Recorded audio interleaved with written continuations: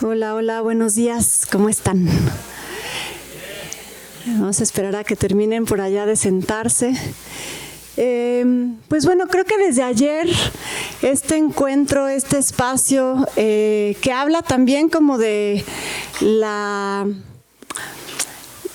capacidad de buscar generar puentes desde los diferentes frentes dedicados a las artes escénicas, sobre todo al teatro de nuestra universidad, ha sido ya una especie de fiesta, ¿no?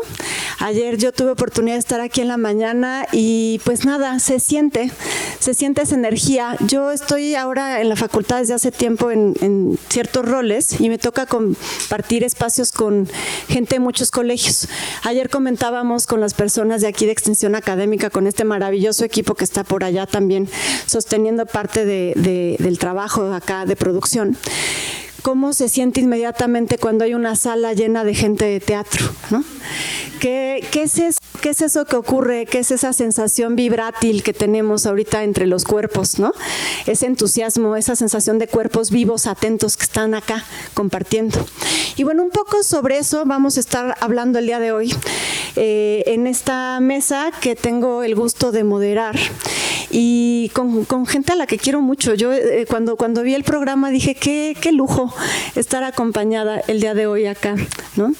Creo que de verdad, Alberto, Cintia, Gabriel, Jefso, pues tenemos muchos años encontrándonos en muchos lugares, ¿no? Y me da mucho gusto porque se siente eso como un encuentro importante. Vamos a estar escuchando sobre dramaturgias intermediales, interdisciplinares, ¿no? Esas dos palabrejas que un poco voy a empezar situando antes de ir soltando la palabra, porque me parece que son además, bueno, dos palabras que en sí mismas están siempre convocando a romper las barreras, ¿no? Quienes llevamos tiempo obsesionadas trabajando con el tema de la intermedialidad, como sé que es el caso de Cintia y mío, ¿no? Desde hace muchos años, se ha vuelto una especie de término que de repente apareció en la escena, sobre todo a raíz de la pandemia, ¿no? La noción de intermedialidad hace unos 10, 15 años, cuando éramos nosotros acá unas estudiantes de la facultad y nos encontrábamos en los seminarios de la doctora Susana González Actorias y Irene Artigas, a quienes nombro, porque en esta facultad tenemos a grandes especialistas sobre intermedialidad y son ellas, ¿no?, las que han iniciado. Cuando aparecía esta categoría siempre se le confundía con una categoría otra, que es... se pensaba que se estaba hablando más bien en términos de media studies, ¿no?, de estudios mediales, que vienen más bien del marco de la comunicación. La noción de intermedialidad viene de las artes. El primero en nombrarla fue Dick Higgins hace mucho tiempo, pero está por ahí Meredith Monk, ¿no? No se trata acá de dar una clase sobre intermedialidad, aunque a mí me apasiona el término, pero sí de decir que tiene una genealogía muy específica y que esa genealogía viene de las artes. Es importante porque no es de esas palabras teóricas que luego se le pone encima a las artes, sino de esas palabras que desde el hacer se gestaron para intentar decir cosas, ¿no? La noción de intermedialidad es muy amplia, podemos hablar de los estudios intermediales, pero también podemos hablar de relaciones intermediales como categoría analítica. Pero sobre todo les invito a pensar en una cosa el día de hoy, que es que interdisciplina e intermedialidad están teniendo esas dos palabras, ¿no?, que son intermedia, o sea, entre medios, ¿no?, y interdisciplina, entre disciplinas. En realidad, quienes estamos cerquita de la intermedialidad sentimos que interdisciplina y intermedialidad es una redundancia, porque intermedialidad está apuntando, de hecho, a eso que está entre medios.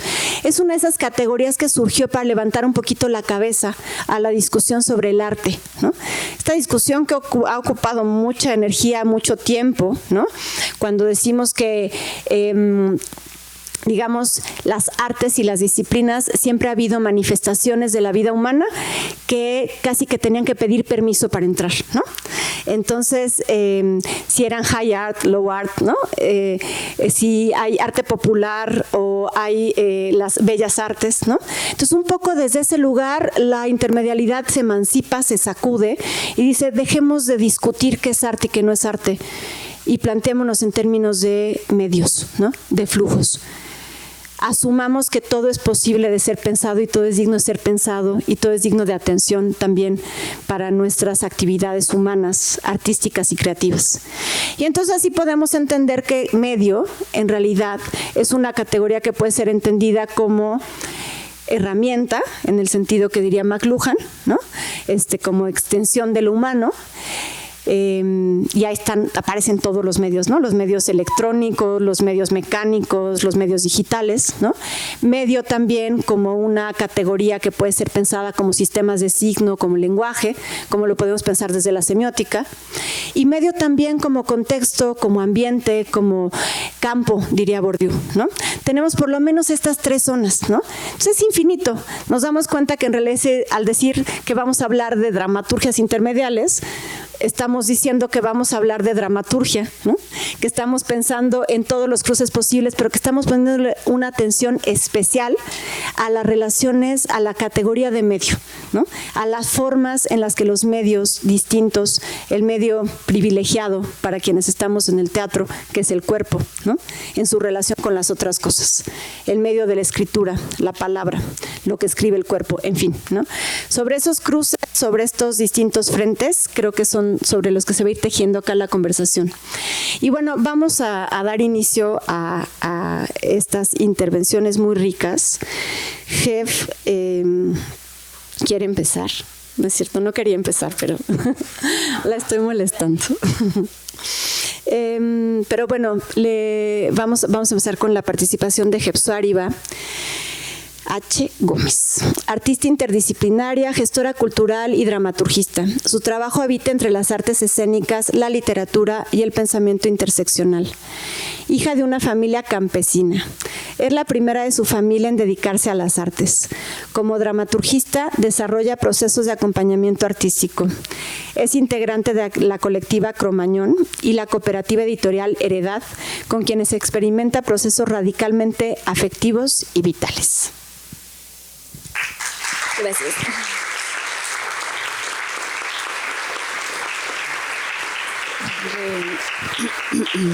Muchas gracias por todas estas palabras, por su tiempo, por su espacio que destinan, que vienen corriendo, que dejaron una clase, que o no, en fin, por su trayecto en sus medios de transporte. Voy a empezar a caminar.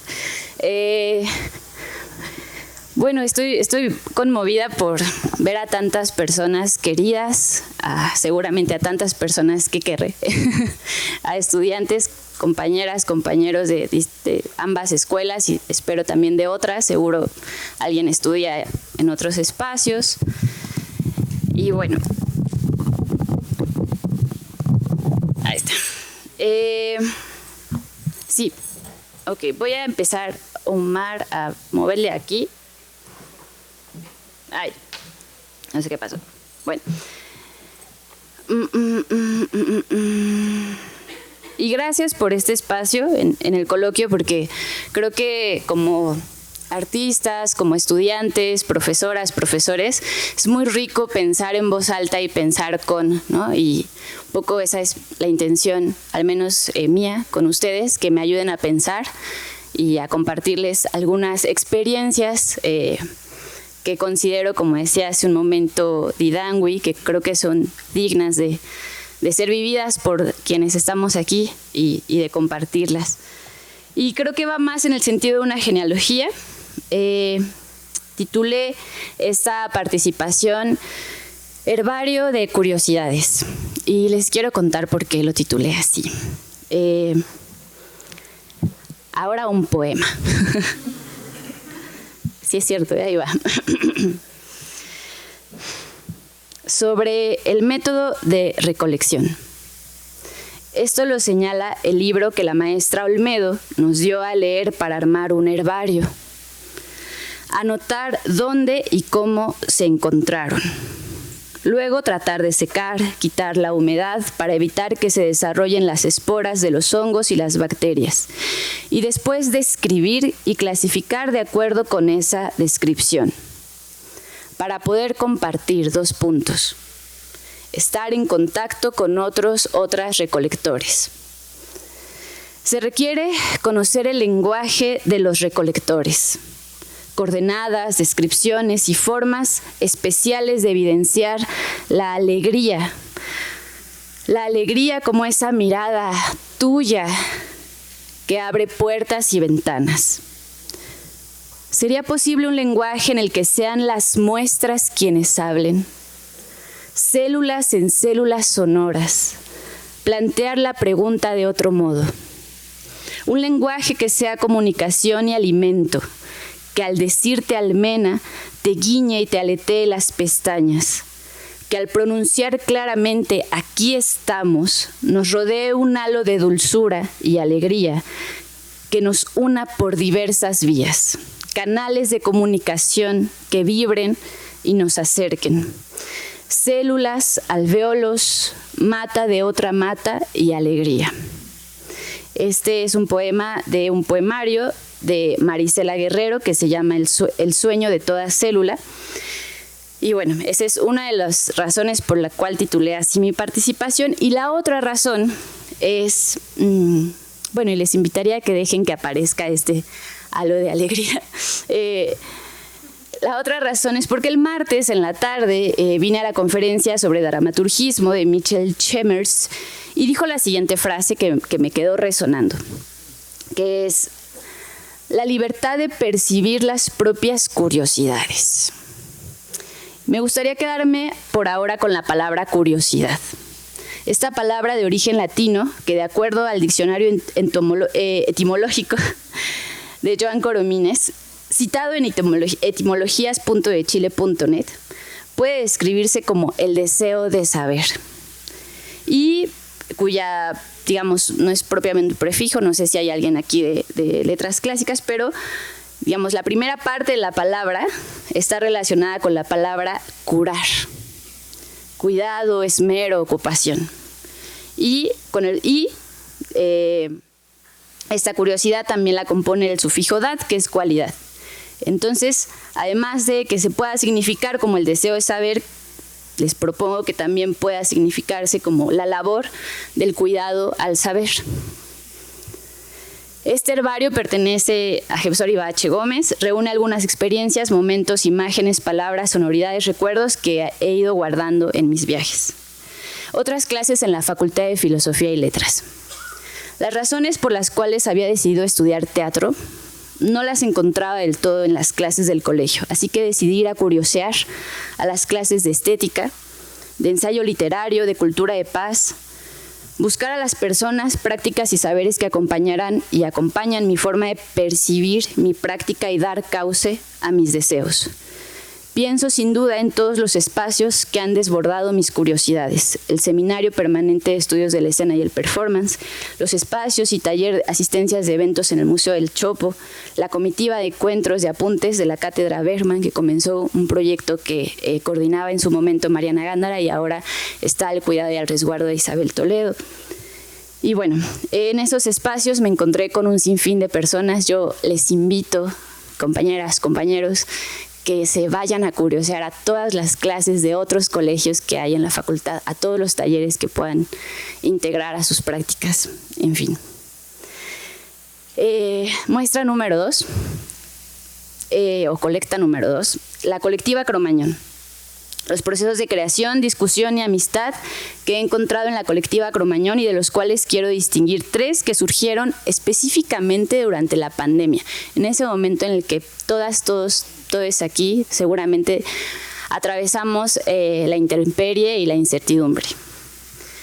Y en esos momentos nos buscábamos formas de pensarnos juntas y la verdad no pensábamos, como decía hace un momento Idanwi, si era teatro, si no era teatro. Nuestra necesidad era básicamente estar juntas. Para ello construimos, o fue la manera que encontramos, un proyecto que se llamó, ahora sí, Omar, estoy lista, así. Gracias. Un proyecto que se llamó Audiomapa Sonoridades de Aliento, que era un mapa tomamos como referencia, por supuesto, el mapa de escritoras. No sé si lo conocen algunas, seguramente sí, que mapea, que hace una cartografía de escritoras en México, y también un mapa de la fonoteca que también reúne varios audios, varias sonoridades de México.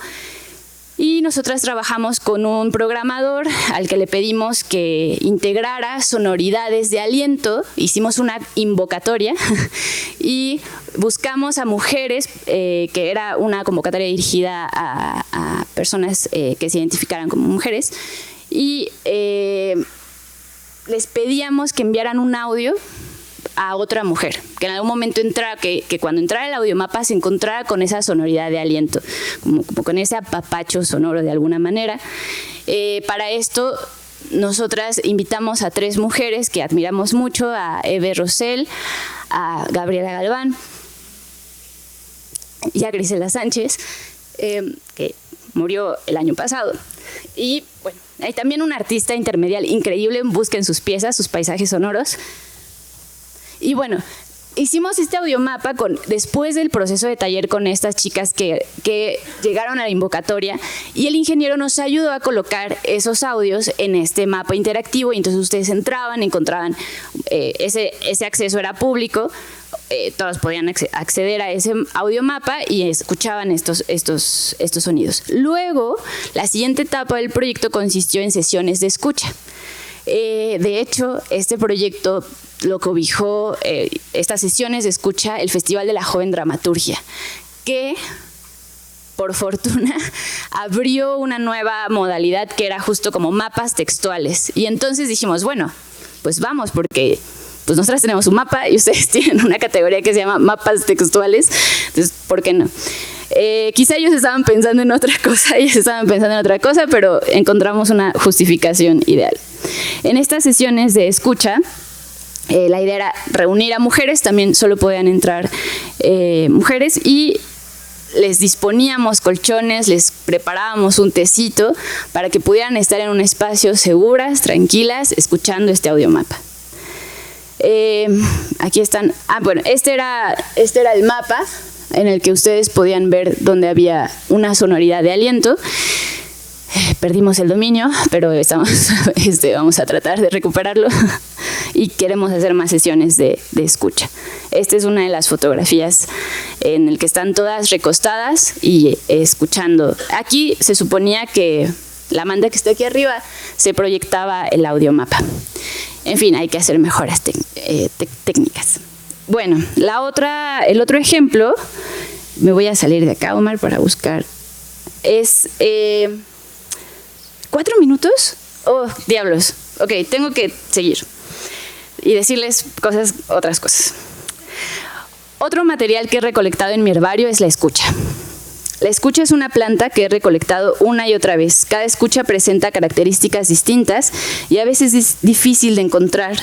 Frecuentemente uno la puede confundir con prestar atención, pero cuando te encuentres una, te sugiero lo siguiente. Intenta desplazarte de tus propias afirmaciones y negaciones que vayan apareciendo a un lado de la escucha y busca experimentar el verbo dimensionar, en lugar de entender. Dimensionar es sentir el peso de la experiencia que está narrando la otra persona. Dimensionar como sentir el tiempo que le ha tomado a la otra persona pensar lo que piensa. Dimensionar como sentir las texturas que la otra persona siente al expresarse. Ya no me va a dar tiempo de contarles más. Solo quisiera agregar cosas muy sencillas, como recientemente estoy trabajando en un proyecto que se llama La dignidad del insecto, a partir de una colaboración con una entomóloga. La entomología es la rama de la ciencia que se encarga de estudiar los insectos. Al final, la conclusión de todo esto era, además de la escucha, que me era importante mencionarles este proceso, era dejarse afectar entre disciplinas. La siguiente conclusión era proponerles que en lugar de disciplinas pensáramos en saberes, ¿no? En esos saberes que propone Idangui, que están en lo cotidiano, ¿no? Que hace un momento platicaba con otro compañero artista, ese saber que Shanti Vera, ¿no? Coreógrafo, de alguna manera recupera de la poesía de su madre para hacer un proceso de traducción hacia la escena, ¿no? Pero también quería proponerles estas interdisciplinas que ocupan otras artistas, como la colectiva Tejiendo Redes, que la interdisciplina no solamente, como decía Didango hace un momento, es una interdisciplina entre cine, teatro, danza, sino entre estos saberes dignos como los feminismos, ¿no? Como otros artistas que se han acercado a los saberes de la sociología, a los saberes de la historia para nutrir sus procesos. Finalmente, solamente me gustaría recuperar el por qué llamé herbario de curiosidades, porque también al acercarte a otras disciplinas considero que va a haber un acercamiento ético, es decir, un cuidado de ese saber. ¿Qué sentido tendría solamente integrar otros saberes aplicando las mismas lógicas, no sé, elitistas o violentas o pedagogías del terror, ¿no? O sea, si nos vamos a acercar a otros saberes, intentemos, ¿no?, dimensionar desde dónde fueron construidos, ¿no? Intentemos acercarnos a esos saberes que nos hagan percibir libremente nuestras curiosidades. Y finalmente, ya estoy a punto de terminar, lo prometo. Bueno, ya solo voy a terminar porque siempre es alguien que me acompaña muchísimo en estas reflexiones. Ella hace rato también lo mencionaba. Cuando digo qué saberes, me refiero a esto. Un arte de caminar, de conversar, de hablar con uno mismo y con los otros, que se sostienen el deseo persistente de examinar la propia vida. Y son esos saberes de los que les hablo, de esa intermedialidad que me gustaría invitarles y que yo busco en cada uno de mis proyectos y procesos, tanto también como gestora, como dramaturgista. Y bueno, esto que les acabo de leer está en el libro de gestos de Rafael Mondragón Velázquez, que también pueden adquirir por ahí. Y bueno, muchas gracias.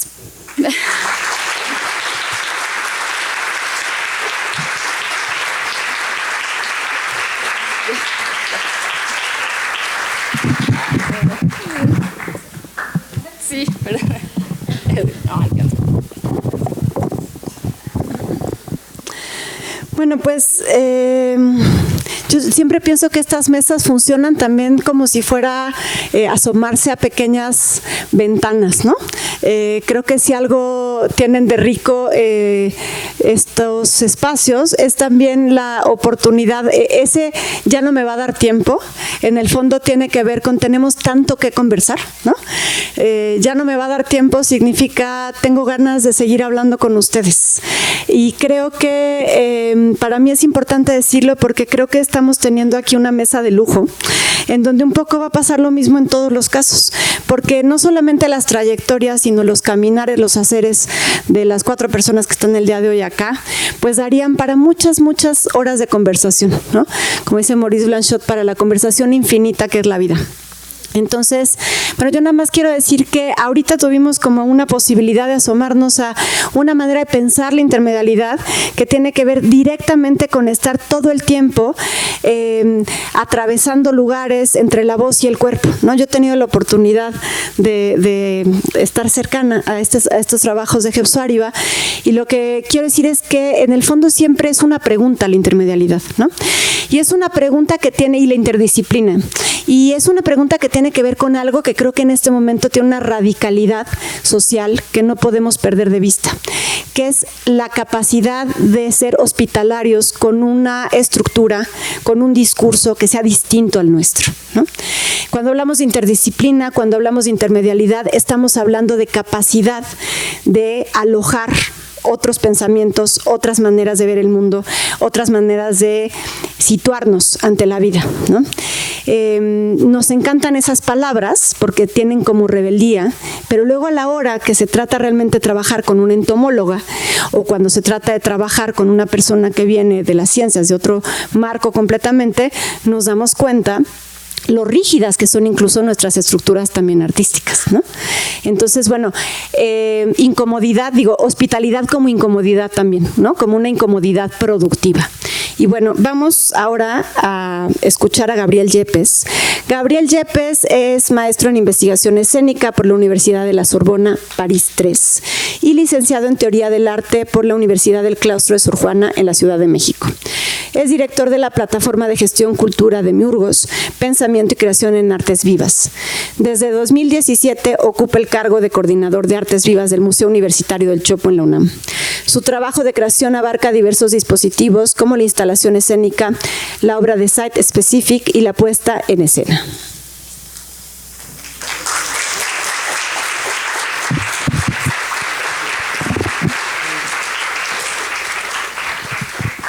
Hola, hola, gracias, buenas tardes. Gracias a todos los que hicieron posible o hacen posible este coloquio y a ustedes también por estar aquí. Yo me voy a ir picadito y al pie porque como me enseñaron en esta facultad, no... Me encanta porque hablar de intermedialidad y todo eso y de repente que no, el cable no sale, que el HDMI, que el USB, que la o sea, que no. Entonces me encanta porque somos esta contradicción siempre. Bueno, yo me voy a leer, todo esto se los podría platicar, pero lo tengo que leer para estar en tiempo cronometrado y no salirme, porque si no me quedo aquí horas. Bueno, he titulado esto Dramaturgias Intermediadas y decidí compartir con ustedes 3 propuestas que me permitirán mostrar 3 estrategias, dispositivos que integran escrituras específicas. O sea, yo de base no soy dramaturgo, a mí la palabra dramaturgia me impone muchísimo. Entonces he buscado estrategias para entrarle a esa escritura, ¿no? O sea, bueno, hay muchos dramaturgos aquí en la sala y personas especializadas en ese tema que no es precisamente el mío, y he encontrado estas 3 estrategias de proyectos creativos personales. El primero es la mirada extranjera, que es un dispositivo que implica una escritura con lesotres, en este caso con personas transgénero de Jalisco. El proyecto lo he realizado desde 2007 en distintas ciudades como París, Riviera en la frontera de Uruguay con Brasil, Córdoba en Argentina y su última versión, esta de 2017 en Guadalajara. El dispositivo implica la interacción con distintos agentes que son la sociedad civil a través de una asociación que en este caso fue Impulso Trans, una institución educativa que fue la Universidad de Guadalajara, la UDG, y un espacio de difusión cultural que en este caso fue Larva. A partir de este cruce de colaboraciones se entreteje esta propuesta. Esta escritura es una escritura compartida entre los actores, performers. Bueno, a esta le puse la mirada extranjera, escribir con Otrex, ¿no? El dispositivo implica una escritura compartida entre los actores, performers, protagonistas, con quienes a lo largo del proceso creativo escribimos la dramaturgia. Un punto de partida para este proyecto es la idea de que las personas transgénero son, en muchos casos, las primeras desplazadas forzadas de su núcleo familiar. De ahí el título y la noción de extranjería, idea que es profundizada desde la relación mediada de los protagonistas con el público, que en este caso hemos llamado visitantes. El proyecto está diseñado para realizarse con personas originarias de las regiones o de los estados en las que permanecen. De ahí la idea de resistencia a ser desplazadas y de la permanencia como un acto político. El dispositivo se diseña en relación a la trayectoria de vida de los protagonistas. En un primer momento, realizamos un trabajo de intercambio entre los participantes y yo, que puede hacerse desde la distancia. Con varios meses, bueno, como lo he hecho en diferentes países y ciudades, pues es complicada la logística porque se lleva al menos 3 meses de relación con los protagonistas. Entonces empezamos por el Facebook, Instagram, etcétera, a tener contacto a través de estas asociaciones con los protagonistas. Entonces, se diseña yo empiezo a la distancia con varios meses de antelación para ir generando confianza y lazos en común.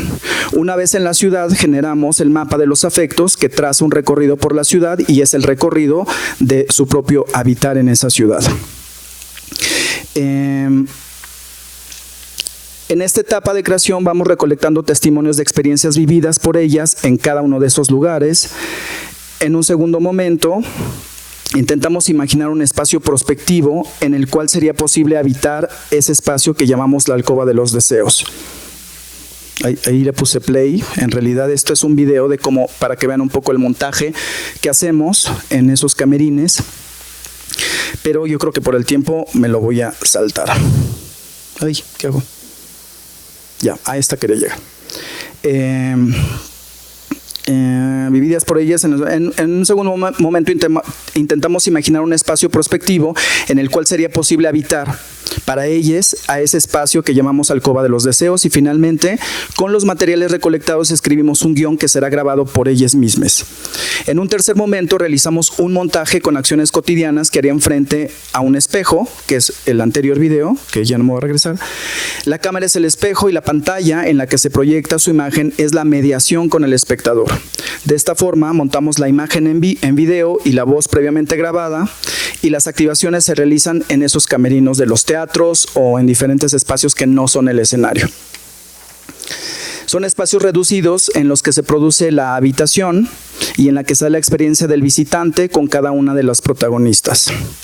Después hacemos, como es un trabajo de campo muy amplio con asociaciones, hay una comunidad trans que se convoca, hacemos una exposición de retratos con cada uno de estas personas y nos permiten generar este espacio que llamamos de mediación para la llegada del público que va por turnos a entrar a esta alcoba con los protagonistas. Entonces, como no tenemos, es un espectáculo de 1 a 1, son 20 minutos encerrado con la mediación del protagonista y al final con el protagonista. Entonces hay muchos otros que para esperar están viendo en la parte anterior previa a eso, son 40 minutos al menos de espera, están viendo los retratos y revisando ese mapa de los afectos que les mencioné para ir conociendo el trayecto de estas personas que después conocerán en ese espacio de intimidad.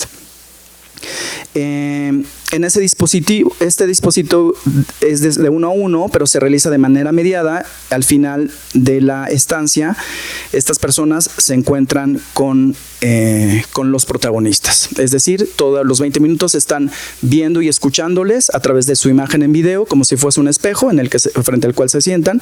Y al final, para salir de ese espacio, es el mismo protagonista, que en este caso es Angelique, que eso no lo dije, se me pasó, ella, e Isaac Martínez. Entonces, Isaac Zacarías y Angelique son los protagonistas de esta edición de La Mirada Extranjera. Y la idea es que el público pueda conocer mucho de su trayecto antes de entrar a ese espacio, ¿no? Es una especie de acompañamiento y de conocimiento de la vida de los protagonistas para que ese espacio de intimidad sea mucho más potente. Entonces, ¿cómo voy de tiempo? Más o menos. Sí, ahí voy. 4 minutos, o sea, 8. Bueno, me voy rápido. El segundo proyecto se llama Amaro, con el dedo en el gatillo, escribir con el documento. Este proyecto es lo más cercano a una obra teatral que he podido lograr. Lo he colocado en esta presentación debido a que al tratarse de una obra documental, su escritura ha implicado un proceso riguroso de investigación y de integración de archivos y materiales que ahora les describo. La obra aborda la vida del general de división Joaquín Amaro Domínguez, quien fue secretario de Guerra y Marina bajo el gobierno de Plutarco Elías Calles y Emilio Portes Gil. Amaro fue una pieza clave en el México postrevolucionario y fue bajo su mando que se realizaron las reformas al ejército que han sido las más importantes, al ejército moderno, al grado de considerarlo el padre del ejército moderno mexicano. Junto con Álvaro Obregón, Amaro tuvo grandes conquistas militares y al subir Calles al poder y nombrarlo como jefe supremo de las Fuerzas Armadas en 1924, o sea, el año pasado se cumplió un siglo, se convirtió en uno de los 3 hombres más poderosos del país. Esta obra la presentamos en noviembre pasado en el Teatro Casa de la Paz, justo cuando el general cumplió 100 años de su nombramiento. La obra aborda la vida del general de división, que como ya les dije, ¿no? Para realizar esta investigación nos sumergimos en distintos archivos históricos, como es el Fideicomiso Archivo Plutarco Elías Calles y Fernando Torreblanca.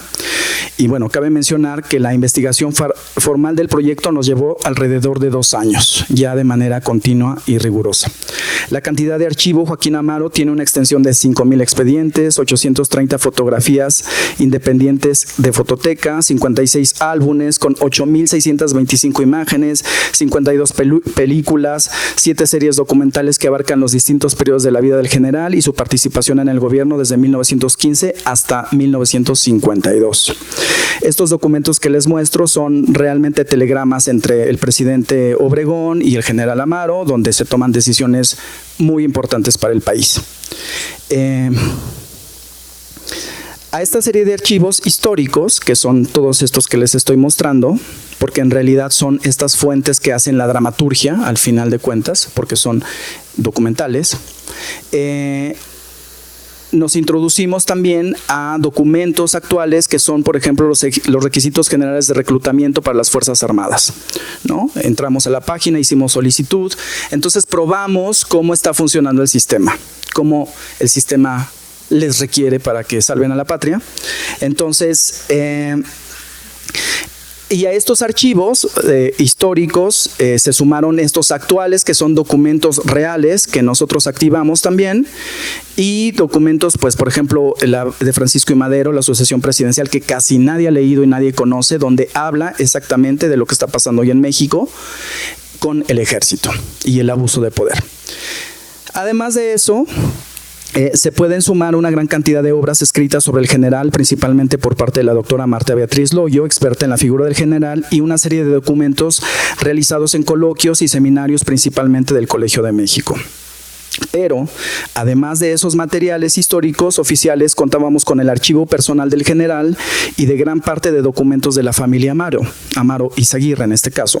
También nos interesamos por fuentes directas como las de familiares y fuentes otras que fuimos encontrando como verdaderos hallazgos sobre la figura del general, como la película Y la mujer hizo al hombre, de Alejandro Galindo.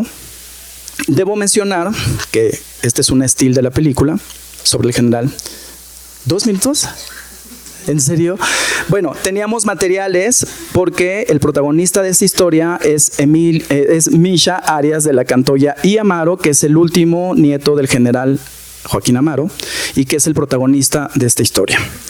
Teníamos muchos objetos documentales, nos asesoró Shada Hilarios de Microscopía Teatro, y en la parte del biodrama, que no es mi especialidad, tuvimos la colaboración de Vivi Telas, que es una especialista en biodrama, la que acuñó el término biodrama en Argentina, y Vivi nos apoyó en esta colaboración.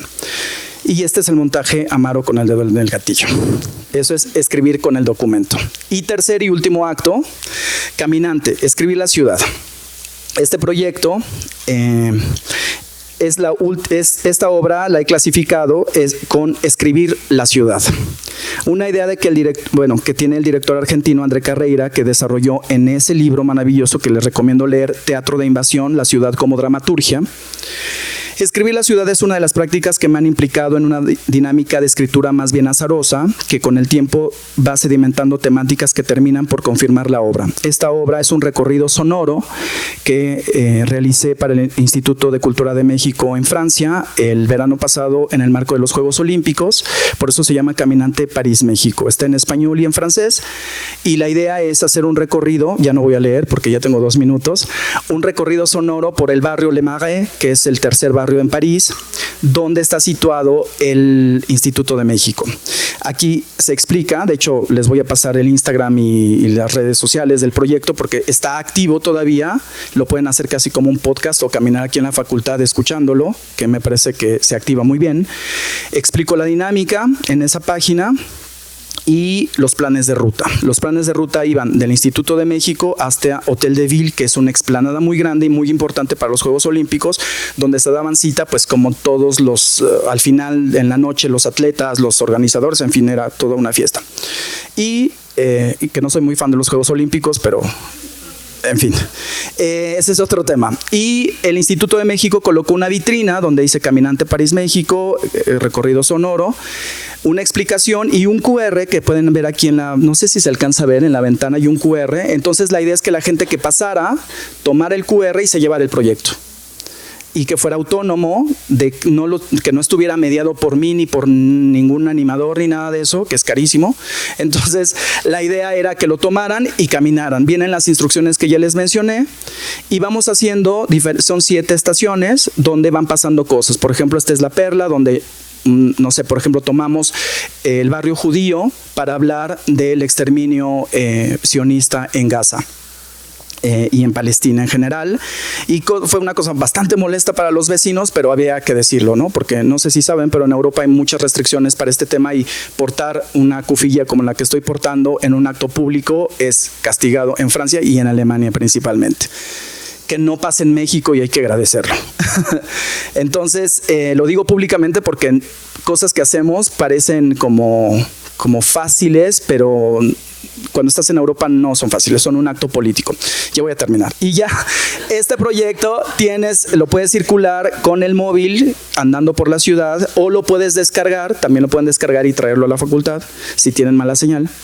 Y vamos pasando por diferentes lugares de personalidades que habitaron en ese barrio o que como activistas o feministas que han hecho que la constitución en Francia cambie, ¿no? Entonces nos fuimos metiendo en esas historias y terminamos aquí en el Hotel de Ville, que es esto lo que decía la explanada de los Juegos Olímpicos, y después tenemos un link a nuestro Instagram que es Caminante París México, donde iban subiendo historias que todavía han subido porque esto duró hasta Días de Muertos, porque se siguió extendiendo desde los Olímpicos hasta Días de Muertos, y vienen diferentes fotos, imágenes, recorridos, y pueden también ahí acceder a nuestra plataforma Caminante París México, y eso es escribir la ciudad. Y las preguntas y respuestas las dejamos para después. Gracias.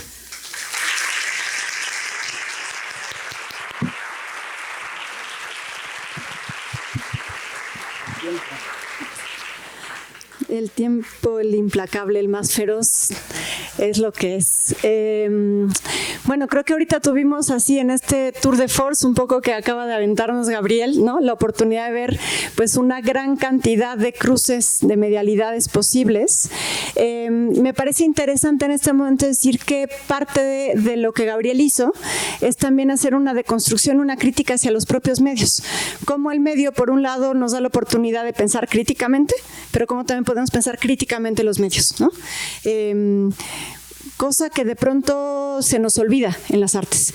Lo digo porque actualmente estamos en una coyuntura en la que, por ejemplo, Gusí Parica dice que tendríamos que dejar de pensar los medios como extensión de lo humano y empezar a pensarlos como extensión de lo geológico. ¿Cuánta energía, cuánto consumo tiene cada uno de esos medios que utilizamos? Cada vez que ponemos un QR, cada vez que decidimos caminar o decidimos subirnos un metro, la pregunta sobre los medios posibles para plantear nuestras poéticas de dramaturgias intermediales o no, que en realidad todas serían intermediales, ¿no? Es quizá una de las preguntas críticas que más empieza a asomar en estos momentos. Y creo que de alguna manera el trabajo de Gabriel siempre lo ha tenido ahí como presente. Y bueno, vamos a pasar ahora a Cintia. Quedamos Alberto, ¿verdad? Ajá. Vamos con Alberto Villarreal. Alberto Villarreal, escritor, autor y director de teatro, ópera e instalaciones escénicas, con más de 60 producciones en diversos países. Sus textos han sido traducidos al alemán, chino, inglés, francés y portugués, y publicados por Nick Hearn Books en Londres y Le Mirror qui Fourne en París. No sé si lo dije bien, mi francés es muy mal. Ha sido invitado a festivales como el Festival Transamérique de Montreal y a dirigir en el Kammerspiel de Múnich. Ha recibido el reconocimiento Distinción Universitaria por la UNAM y el Premio Nacional de Literatura José Fuentes Mares. Bienvenido, Alberto. Pero por la... No, por la grabación... Ah, los medios, claro. Los medios. Ok, el medio ha matado un poco a la escena. Disculpen que me ponga de pie, pero es extraño a veces hablar sentado. Quizás es más similar un poco a cuando sucede un ensayo de cierta forma y creo que propicia un poco más la interacción en la conversación. Lo que no me parece, no quería hablar el día de hoy un poco de lo que nosotros hacemos o nuestro trabajo, sino más bien de una reflexión que tiene que ver con el fundamento de lo que es el escenario y la escenificación, y que creo que vale la pena traer en una discusión tan importante como la idea del medio, sobre todo porque la categoría, como toda categoría, no solamente esta, toda categoría es insuficiente para hablar de lo que hacemos. ¿Por qué? Hay una diferencia radical entre lo que es el medio y lo que es el escenario, cómo funciona la escenificación, y vale la pena recordar esto, quizá ponerlo en un problema que nos lleve quizá la conversación un poco más allá, no detenerla aquí, sino ir más allá.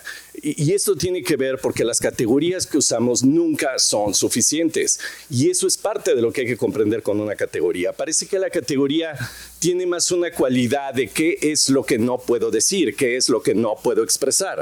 Eso es lo que la hace útil. Muestra más una especie de zona de negatividad que una posibilidad de expresión de cosas. Y quizá esta es la lucha constante con la academia. Mientras la academia intenta una y otra vez expresar con claridad, la creación, el arte, fuga, rompe, desborda, desfonda lo que estamos haciendo y tiene que volver a introducir la vida como un elemento caótico. Y esto es quizá lo que quisiera conversar con ustedes o trabajar sobre ello. Es decir, hay una diferencia fundamental entre lo que llamamos un medio y lo que llamamos un escenario. Y eso tiene que ver con que normalmente los medios podemos entenderlos como sistemas técnicos, tecnológicos o incluso como economías que producen flujos. Eso más o menos podemos estar de acuerdo, pero hay algo muy importante cuando pensamos en el escenario y por qué el escenario no puede ser un flujo de medios o no puede contener solo medios. El escenario es en sí dos cosas, es un proceso y es un organismo. Y esto cambia totalmente la discusión porque cuando hablamos de organismos estamos hablando del flujo de la vida concreta sobre algo. Y esto tiene totalmente una implicación que transforma el problema. ¿Qué es lo que construye el organismo del escenario y que hace enormemente difícil pensarlo como medio? Básicamente hay tres áreas que están involucradas aquí. La primera es que el escenario es un sistema de espacios-tiempos. Y esto es muy importante no olvidarlo o repensarlo una y otra vez o tenerlo como un problema, porque el espacio-tiempo es algo que está totalmente vivo, que funciona como un organismo en sí. Y aquí hay una discusión central, una vez más, de las artes escénicas. No estoy diciendo un cuerpo, sino un organismo. Hay una diferencia fundamental entre cuerpo, organismo y carne. Carne en el sentido artodiano mismo del término, es decir, la carne como ese pedazo de impresión de dolor, de placer radical y que no puede ser organizada en organismo, valga la redundancia. Luego esa carne en su concatenación puede producir organismos, que son sistemas que interactúan, mecanismos de flujo, donde cada organismo hace una sola función y entonces tiene que conservar la vida de alguna manera. Okay, justo aquí está toda la oposición al cuerpo sin órganos como concepto, es decir, ese territorio de unicidad que llamamos cuerpo. Pero cuando se habla excesivamente, creo, de la idea de cuerpo dentro de las artes escénicas, parece a veces perderse esta idea de organismo o de carne en sí. ¿Por qué es importante esta discusión o entenderlo? Porque el espacio-tiempo en sí es un organismo, es un cuerpo o es una carne. Y esto es fundamental porque entonces el espacio-tiempo no puede ser aprendido por medios. Es un sistema de vidas totalmente caótico, desbordante o desfondante. ¿Por qué plantear estas dos palabras? Desbordante es algo que excede su contención. Y esto es justo lo que busca una y otra vez la escena, desbordar su contención. Desfondar quiere decir que aquello que lo sustenta se rompe y se abre una especie de abismo por abajo y entonces se desfonda, quiebra su posibilidad de contención. Entonces los medios o el trabajo sobre medios en la escena tiene que ver con que el medio fracase. Es decir, que el medio muestre su insuficiencia para la conducción de la vida misma. Y esto es algo que es central para que entonces se pueda desarrollar. Ahora, ¿por qué ¿Por qué es interesante la idea de intermedialidad? Por la palabra inter. Justamente lo inter no quiere decir una ligadura o una interconexión de cosas. Lo que quiere decir inter es la producción de un tercer espacio o de una zona de aislamiento radical. No es que vincula, es decir, no es una especie de democratización de relaciones, justo es lo contrario. Es una especie de producción de un territorio que no podría existir si no existiera esta vinculación de organismos o de medios, que ya justo me interesa problematizar esto. Es decir, el tercero o esa zona es justo la tradición fundamental de los escenarios. Es decir, ¿a dónde quiero llegar? El escenario siempre ha sido una intermedialidad, más no como la pensamos ahora. El escenario siempre ha sido una vinculación de organismos y de fuerzas fundamentales de la vida que no pueden ser introducidas a lo real. Y esto es fundamental en el debate contemporáneo, donde lo real ha vuelto a ganar una especie de protagonismo absoluto, o una especie de legitimidad. Para que entonces el proyecto tenga un impacto, tendría que tener ciertas fuerzas de lo real. Y el problema de los organismos o de la escena es que lo real no es suficiente, una vez más. Ese es el gran discurso de la escena y no tiene que ver con que sea inferior a lo real. Por el contrario, lo que quiere decir es que las formas de conducción de la vida en lo real están sometidas a restricciones radicales. Y estas son las que el escenario tendría que aniquilar o traspasar o desarrollar. Hay otra forma que es muy interesante para pensar el inter o un tercero y tiene que ver con algo que una vez más está en el fundamento de los actos escénicos y tiene que ver con una relación entre la encarnación y la materialización. Y este es uno de los grandes problemas que es muy interesante también en los procesos contemporáneos o cómo lo intentan. ¿Qué quiere decir? Que la carne y la materia, una puede sustituir a la otra o una puede relacionarse con la otra. Hay un artista que me parece importante traer a la conversación, justo porque no es claramente un artista de artes escénicas, que es un cineasta llamado José Valdelomar. No es un cineasta muy conocido, pero me parece que es justo el punto de cruce de lo que estamos hablando aquí o de lo que intento exponerle. Valdelomar es un cineasta andaluz a inicios del siglo XX, pero él tiene la idea de que todo lo que utiliza para hacer cine, es decir, una cámara, un film, una lámpara, todos son formas de la vida misma. Y trata a su equipo, a sus cámaras, a sus lámparas con un enorme cuidado, casi con una devoción. Él proviene justo de este mundo andaluz donde hay todo un mundo sufi de pensamiento también, de creencia en la vida, y dice algo que vale la pena pensar porque es enormemente escénico. Él dice, la cámara es el objeto más sagrado que se ha producido. Porque si Dios es luz, entonces la cámara es capaz de captar a Dios y ponerlo en un film. Eso es lo más grande que ha pasado en la historia del cine. Y creo que esto hace de José Valdelomar un director de escena, un actor en sí. Es decir, está comprendiendo qué es lo que hacemos en la escenificación. La captación de la vida en medios que no pueden captarla justamente, o sea, que no pueden contenerla, que algo más se necesitaría para rebasarlo. Y esto es la relación entre la materia y la encarnación en sí como problema. Y aquí, para cerrar este planteamiento muy rápidamente con los organismos, hay algo central, porque esto podemos llevarlo a un mecanismo de estructuras del espacio y del tiempo, pero algo muy importante. Todo medio, todo escenario, no es más que la exteriorización de la conciencia humana profunda. Los fundamentos del escenario, de la escenificación o del pensamiento no están nunca en medios exteriores, sino que están siempre en una producción de la conciencia humana misma. Y esto vale la pena recordarlo cuando estamos hablando, por supuesto, de intermedialidad o problemas de interescena.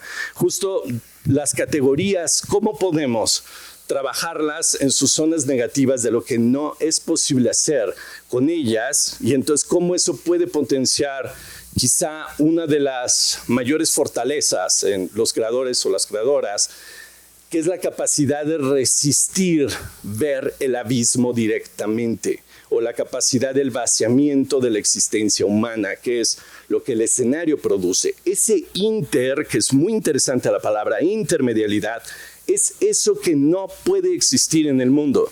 De cierta forma, siempre es un atisbar la muerte otra vez, siempre es atisbar la imposibilidad de lo que no puede llegar a existencia. Es decir, los problemas de los que estamos hablando es la ontología misma, los fundamentos de la realidad y del espacio-tiempo y de la conciencia humana. Entonces aquí creo que lo interesante o lo que podemos plantear como problema es que la estética no alcanza, es que la academia no alcanza. Pero esa es justamente su función, no ser suficiente. Y eso es justo lo que impulsa realmente los actos creativos. Es como si fuera realmente el último punto antes de lanzarse un abismo, pero ese punto es absolutamente necesario. Y conversar sobre lo que hacemos, no en lo que nos da o lo que permite organizar o permite sistematizar proyectos, sino precisamente lo que permite desmantelar, abismar, reintroducir el caos y volver a hacer lo que humanamente hemos hecho una y otra vez. Por eso una de las fuerzas fundamentales de la escena y ese inter es lo reminiscente como proceso, no la memoria, no la historia, la reminiscencia. Y aquí esta palabra creo, aunque ya lo dije, toda categoría fracasa, debo hacer que reminiscencia fracase y voy a intentarlo rápidamente. ¿Por qué fracasa la reminiscencia? La reminiscencia se entiende como las fuerzas de la vida que se reintroducen gracias al escenario una y otra vez. Si no quiere decir que hay algo nuevo, sino quiere decir que vuelve a actualizarse lo que ya se encontraba de algún modo aquí. Toda la lógica del espacio-tiempo, de la modernidad, contemporaneidad, postdramaticidad, lo que ustedes quieran, finalmente acaban siendo meras cosméticas o meros adornos para algo que no se puede hacer. Y esto es justo la dramaturgia. La dramaturgia no tiene que ver con la producción de historias solamente, con la producción de personajes solamente. La dramaturgia tiene que ver con la fundación de la conciencia misma humana y cuáles serían los medios de vida que ella es capaz de sostener y cuáles son los que no es capaz de sostener para otra vez atisbar quizá el fin o la imposibilidad humana. Muchas gracias por su escucha, por la conversación.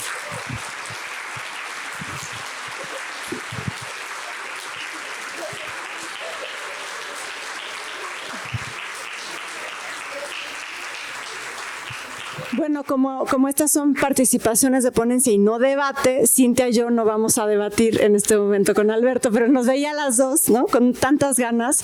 Creo que una de las cosas más ricas justamente de las temáticas como intermedialidad, como transdisciplina, es que son efervescentes en sus potencias para pensar, ¿no?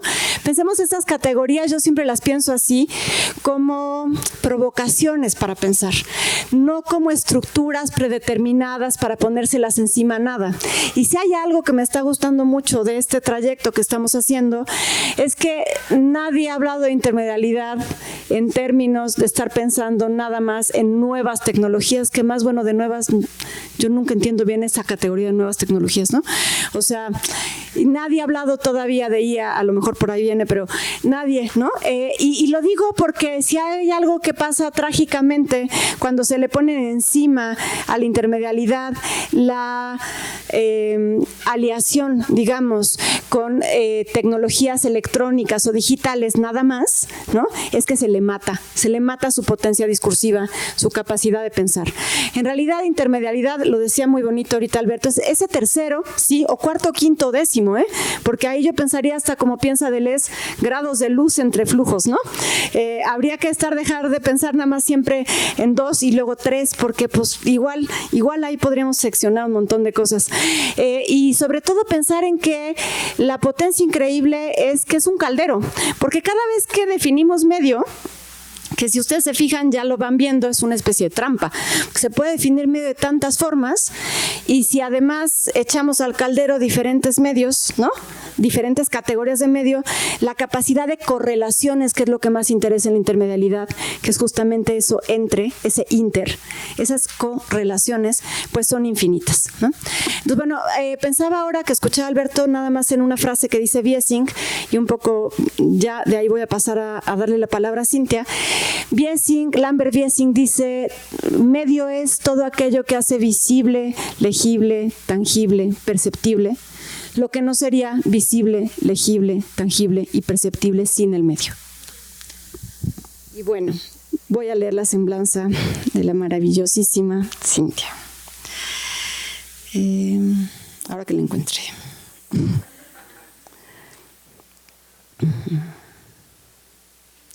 Cintia García Leiva, investigadora y gestora cultural enfocada en prácticas interdisciplinarias e intermediales, maestra en literatura comparada y candidata a doctora por la UNAM. Ha realizado intervenciones en museos, centros culturales y universidades de México, Estados Unidos, Argentina, Colombia, Brasil, España, Francia y Alemania.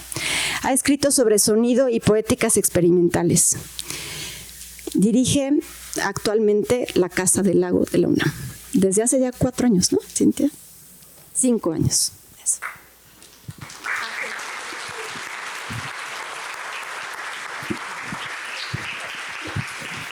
Es un tremendo honor, por muchas razones, estar aquí, estar en esta facultad, nuestra facultad.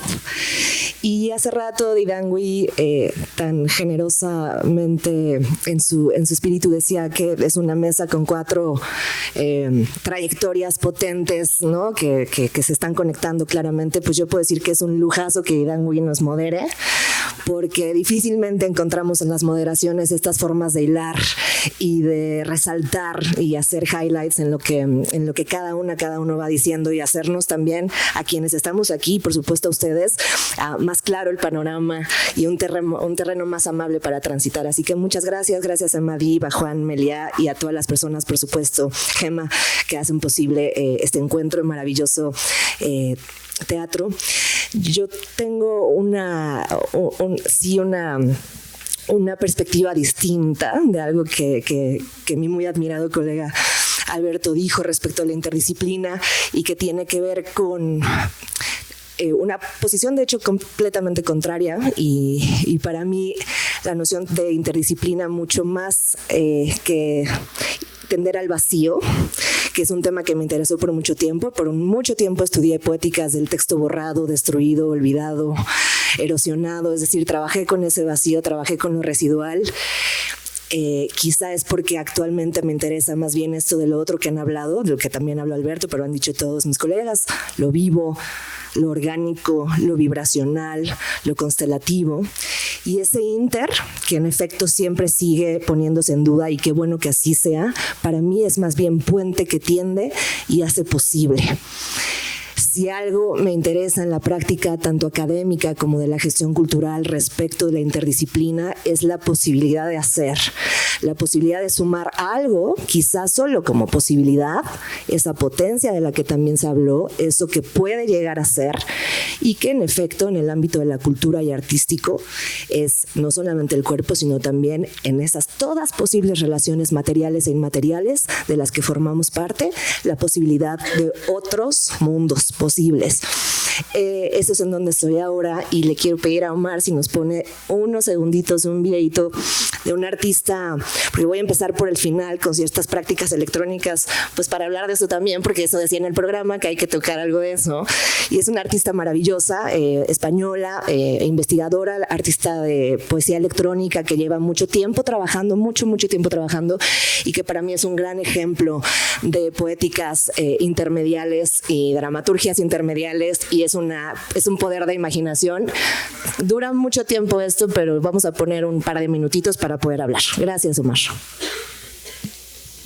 Y si se puede sonido, sí, gracias.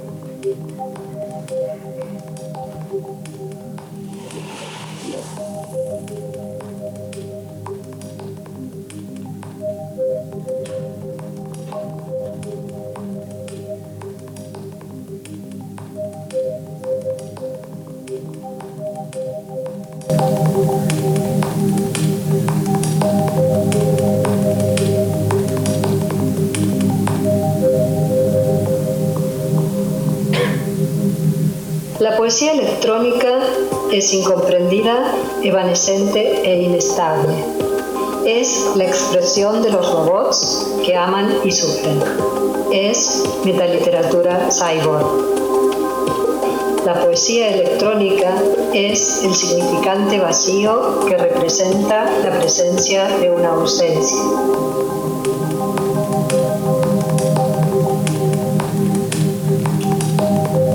Es la negociación constante entre la ética y la normativa.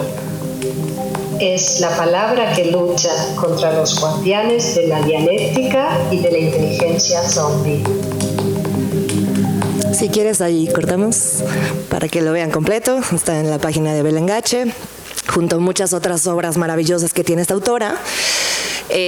Decidí ponerla en realidad ayer, que una alumna también de esta facultad me dijo que acaba de titularse la maestría con una tesis sobre esta pieza y me sorprendió, porque hace tiempo hubiera sido un poco complicado proponerle incluso a un comité tutoral una pieza así como para hacer una tesis. Me alegró muchísimo, pero tampoco me sorprende en el sentido académico, porque es una obra, si ustedes se meten a verla después, que involucra poesía, referencias literarias de todo tipo, la propia noción de medio, la propia noción del escenario, de lo virtual, por supuesto las discusiones sobre la poesía electrónica, la otredad, las inteligencias múltiples, en fin, es una obra riquísima en todos los sentidos, así como la obra de Belén en general. Y quise empezar por eso la puse, pero también porque me permite partir de un punto medio cercano, porque ya estamos mucho más allá en términos de tecnología que estas poéticas electrónicas, pero me permite irme un poquito más allá al respecto de estas interdisciplinas que en efecto involucran distintos lenguajes, pero también distintas medialidades, y que ha sido un interés particular entre todos nosotras, todos nosotros. Este punto en el que Belén Gache aparece quizá ya tiene algunos años, en conjunto con un sinfín de artistas que han trabajado relaciones entre tecnología, arte y ciencia. En México tenemos figuras maravillosas como Dorín Ríos, tenemos a Geraldine Juárez, tenemos a un Eugenio Tiselli desde hace tanto tiempo conjuntando activismo, literatura y performatividad. En fin, hay todo un quehacer de historia reciente de estas prácticas, pero que han venido empujándose precisamente desde un montón de límites que se hicieron difusos gracias a apuestas de tantas décadas atrás.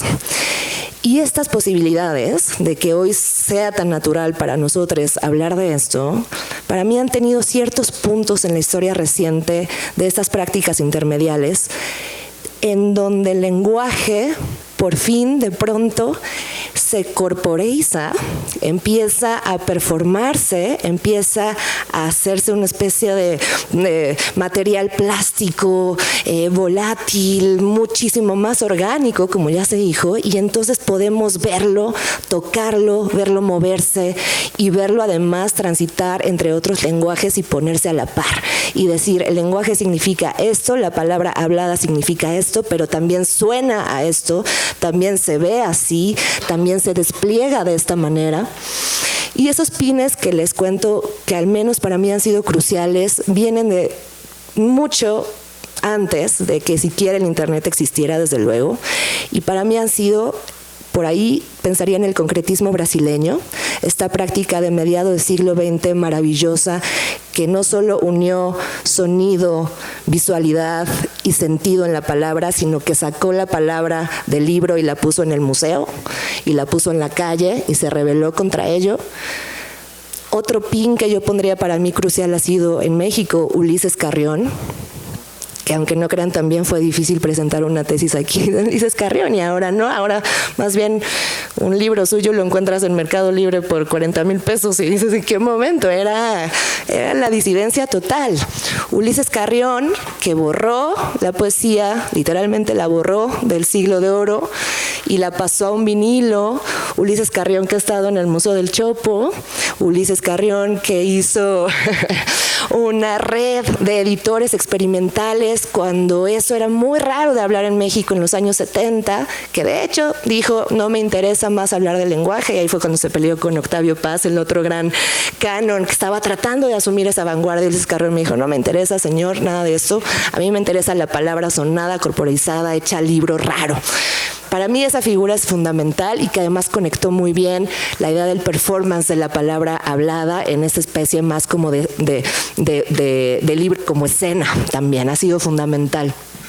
Desde luego un sinfín de vanguardias y posvanguardias que quizá nos toca explorar de manera cronológica cuando estudiamos literatura, pero que hoy puestas más bien a nivel no cronológico, sino constelativo, como los mismos concretistas brasileños decían, la constelación como una guerrilla de elementos, es decir, no una cosa detrás de la otra, sino una cosa potenciándose entre sí y eso haciendo una revolución. Para mí eso es la interdisciplina y es una forma de explicarla bellísimamente. Lenguajes, medios relacionados, constelados entre sí, haciendo una guerrilla posible porque avanzan en conjunto y abren esos caminos. Y luego les decía que pasando por todas estas poéticas experimentales, donde para quienes vienen del teatro es mucho más fácil entender que para quienes venimos de letras o de sonido, esta palabra después está viva, esta palabra se mueve, esta palabra existe y no existe. El campo se vuelve extremadamente rico y empezamos a llegar a momentos del silencio, del libro vacío, de la palabra borrada, destruida, de las poéticas de la negatividad, y fue tremendo. Porque palabra, escena, cuerpo y vida están completamente ligados. Y aquí yo creo que quienes estamos en esta facultad sabemos que todo lo que toca nuestra vida académica también toca nuestra vida privada, o se empiezan a contagiar en algún momento, queramos o no.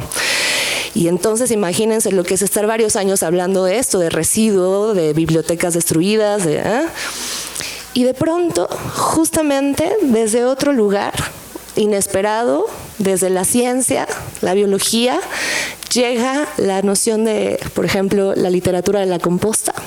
Pienso en lo que está ahorita haciendo Mónica Nepote, lo que está haciendo Verónica Gerber-Visechi, y a pensar en el texto y en la palabra como semilla, en la corporalidad completa que se involucra en la lectura, en la poesía, por supuesto, y eso que era destrucción abre una grieta para que algo crezca. Una de esas posibilidades para mí también ha sido la sonoridad, la sonoridad que por mucho tiempo se creyó inmaterial, que es invisible, pero que toca, que resuena, y sobre todo los términos de la sonoridad que han podido también alimentar dramatúrgicamente o performáticamente quizá otros quehaceres. La idea de resonancia que viene del sonido, y que la podemos usar como estrategia para pensar modos de hacer, tocar, conectar, alcanzar al otro, a la otra. La idea de lo vibracional, que es decir, pensar esto que está en movimiento y está vivo y se mantiene activo en ese sentido. Lo vivo se mueve, o lo que se mueve está vivo. Pensar en una poesía vibracional o en un texto vibracional tiene que ver con eso, con la posibilidad de pensar el texto como un cuerpo vivo. Y en ese sentido ponernos a la par allí, cuerpos humanos y cuerpos textuales siendo una constelación de organismos en posibilidad de movimiento, de vida viva.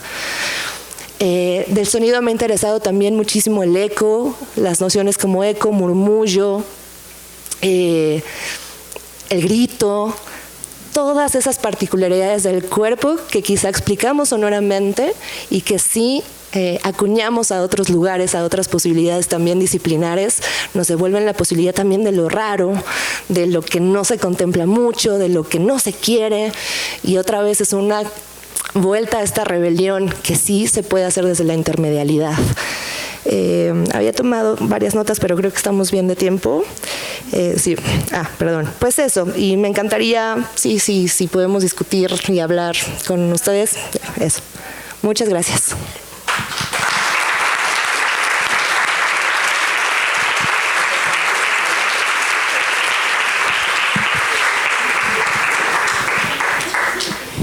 Muchas gracias, Cintia. Bueno, yo pensaba todo el tiempo en la riqueza, sobre todo, pues nada, veo por acá también algunas personas con las que me toca tener el gozo de compartir las aulas, ¿no? Y pensaba en esas conversaciones que continuamente tenemos, y me imagino que quienes están acá también del CUT o bien de otros espacios de formación,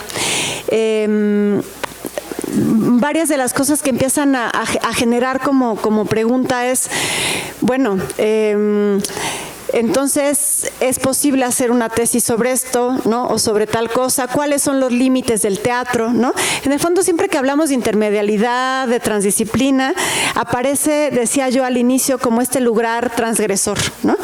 Si hiciéramos una caricatura, yo diría ahora después de la pandemia, a mí siempre me invitan a cosas que tienen que ver con inteligencia artificial, que tienen que ver con eso que se hizo, esa cosa que no era teatro, pero sí era teatro, ¿no?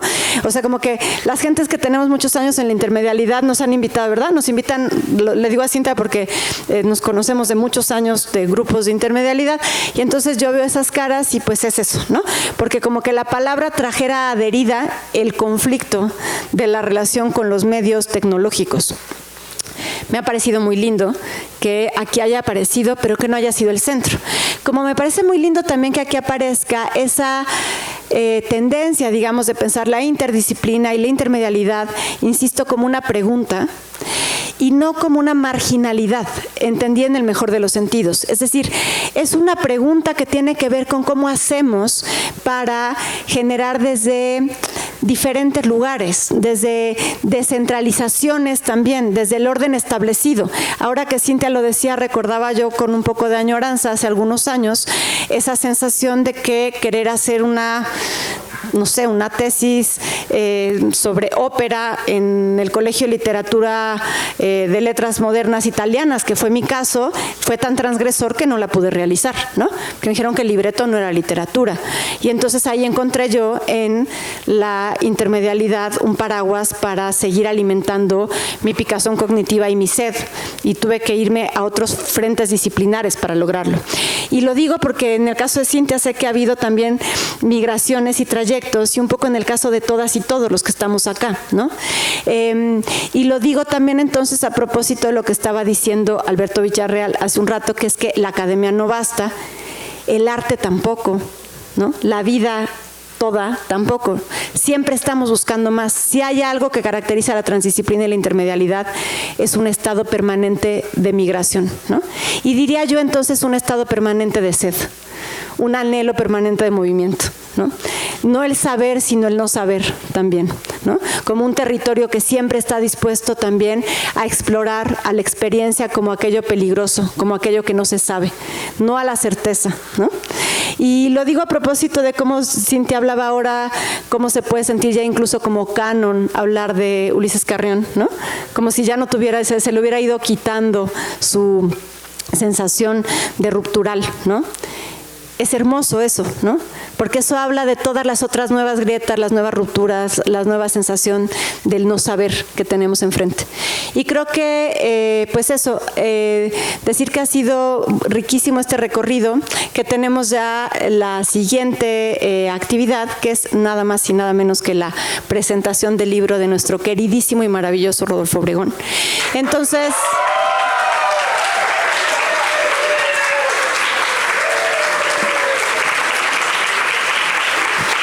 Y bueno, esos fueron aplausos anticipados para Rodolfo, pero yo les quiero pedir que le den un aplauso muy fuerte, por favor, acá a toda esta mesa riquísima.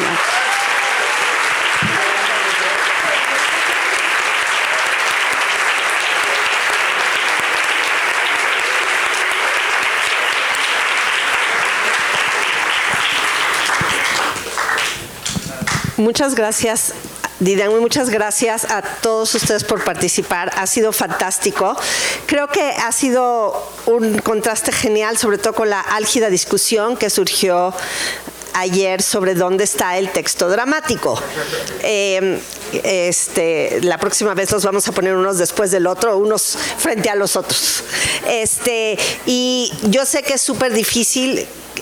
Me da mucha lástima que no nos haya dado tiempo de hacer preguntas y respuestas, pero esperemos que el viernes en la sesión de clausura podamos platicar un poco de esto y que vuelvan a venir a nuestra querida facultad y con nuestras queridas escuelas de teatro y de artes escénicas. Muchísimas gracias.